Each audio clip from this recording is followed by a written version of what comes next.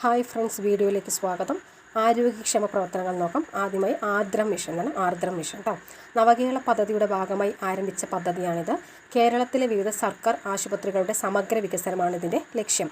ആശുപത്രികളെ കൂടുതൽ രോഗി സൗഹാർദ്ദമാക്കി മാറ്റുക എന്നതായിരുന്നു മറ്റൊരു ലക്ഷ്യം. പ്രാഥമിക ആരോഗ്യ കേന്ദ്രങ്ങൾ കുടുംബാരോഗ്യ കേന്ദ്രങ്ങളാക്കി വികസിപ്പിച്ചു. കേരള TB എലിമിനേഷൻ മിഷൻ എന്താണെന്ന് നോക്കാം. 2025 കേരളം ക്ഷയരോഗമുക്തമാക്കുക എന്ന ലക്ഷ്യത്തോടു കൂടി ആരംഭിച്ച പദ്ധതിയാണ് കേരള TB എലിമിനേഷൻ മിഷൻ എന്നത്. 2018 ജനുവരി 24 ഈ പദ്ധതി ആരംഭിച്ചത്.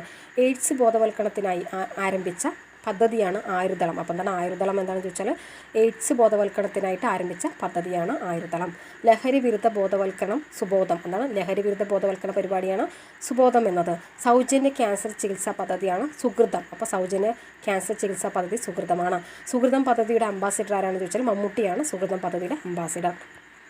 കാരുണ്യ ആരോഗ്യ സുരക്ഷാ പദ്ധതി. കാരുണ്യ ആരോഗ്യ സുരക്ഷാ പദ്ധതി ആരംഭിച്ചത് 2019 ഏപ്രിൽ 1 ഇപ്പോഴാണ് 2019 ഏപ്രിൽ 1 ആരംഭിച്ചത്.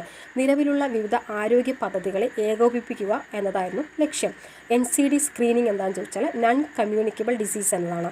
അപ്പോൾ കെയർ ഓൺ വീൽസ് എന്താണ്? കെയർ ഓൺ വീൽസ് സഞ്ചാര സൗകര്യം കുറഞ്ഞ പർവ്വത പ്രദേശങ്ങളിൽ പ്രവർത്തിക്കുന്ന NCD ക്ലിനിക്കുകളാണ് കെയർ ഓൺ വീൽസ് എന്നത്. കെയർ ഓൺ വേവ്സ് എന്താണെന്ന് ചോദിച്ചാൽ സഞ്ചാര സൗകര്യം കുറഞ്ഞ തീരപ്രദേശങ്ങളിൽ പ്രവർത്തിക്കുന്ന NCD ക്ലിനിക്കുകളാണ് കെയർ ഓൺ വേവ്സ് എന്നത്.